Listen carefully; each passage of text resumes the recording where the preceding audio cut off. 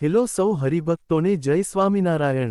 BAPS Swaminarayan સંસ્થા ભગવાન સ્વામિનારાયણના નિયમ અને આજ્ઞા અનુસાર સર્વધર્મ સંભાવના રાખીને તમામ ધર્મોનો આદર કરે છે। આજે વિશ્વભરના બીએપીએસ સ્વામિનારાયણ મંદિરોમાં તમામ ધર્મના શ્રદ્ધાળુઓથી લઈને અલગ અલગ ધર્મના સંતો, આચાર્યો, ધર્મગુરુઓ પધારે છે। ત્યારે તાજેતરમાં જ તારીખ 7 ફેબ્રુઆરી 2025ના રોજ બીએપીએસ સંસ્થાના મધ્યસ્થ કાર્યાલય મંદિર એવા શાહીબાગ મંદિરે જૈનાચાર્ય પૂજ્ય શ્રી લોકેશ મુનિજી પધાર્યા હતા। પૂજ્ય લોકેશ મુનિજી એક બહુમુખી વિચારક, લેખક, કવિ અને સમાજ સુધારક અને પવિત્ર જૈન સંત છે અને છેલ્લા 33 વર્ષથી રાષ્ટ્રીય ચરિત્ર નિર્માણ, માનવ મૂલ્યોના વિકાસ અને ભારતીય સમાજમાં અહિંસા, શાંતિ અને પરસ્પર સહયોગ સ્થાપિત કરવા માટે સતત પ્રયાસો કરી રહ્યા છે।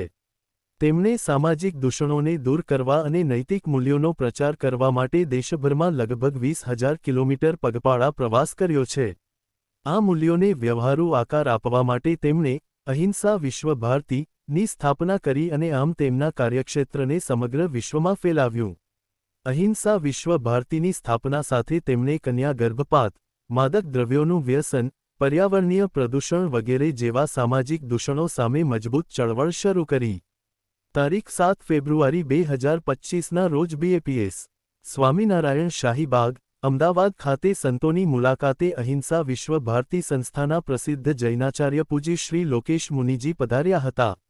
તેઓશ્રીના હાથે પ્રથમ અભિનવ જૈન દીક્ષા પ્રાપ્ત કરનાર ભાઈ શ્રી ચેતનજી તથા શિષ્યમંડળ સહિત પધારેલા શ્રી લોકેશ મુનિજીનું પરમપૂજ્ય મહંત સ્વામી મહારાજ વતી પૂજ્ય અક્ષરપ્રેમદાસ સ્વામી અને પૂજ્ય વિવેકજીવનદાસ સ્વામીએ મંદિર પરિસરમાં આદરપૂર્વક સ્વાગત કર્યું હતું।